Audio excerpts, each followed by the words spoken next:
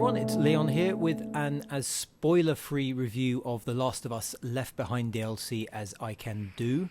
I'm not going to mention any of the major plot points. There's going to be a little bit of new footage in here, but Sony have been quite strict on what we can and can't show, and I don't think there's anything too revealing other than Ellie's in it and infected, and Riley, who you can see here. She is Ellie's friend who was killed before the first game. They were out together, they got attacked, they were both bitten. That's when Ellie finds out she's immune. This prologue DLC focuses on their relationship and sort of what they got up to before the game. It's very much about their kind of friendship and their relationship. There's a lot of kind of mechanics in there that sort of bond you to Riley and make you sort of do things. Again, I'm not going to spoil it for you, but you do things, and it's about being friends and about having, you know, this relationship with someone that you look up to. Some of it works brilliantly, some of it is a little kind of time filling. I think it's the best way of putting it.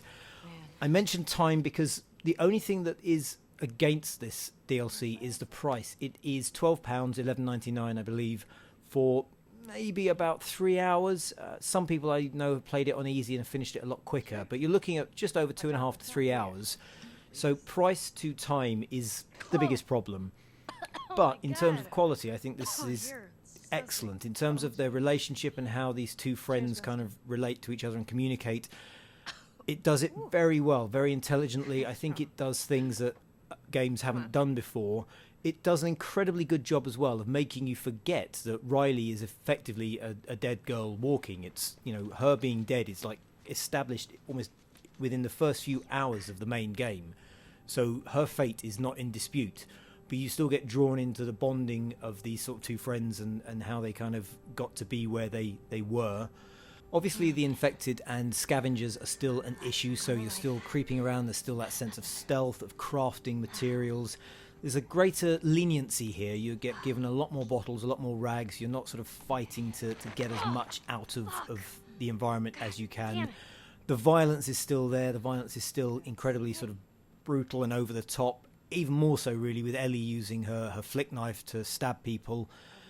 And to some extent, the emotional journey you go through and the relationship between her and Riley makes this violence have an even greater kind of impact, because you're sort of seeing this kind of innocence and youth being kind of eroded by the world around them. So you sort of get to see Ellie almost before she became such a hardened survivor.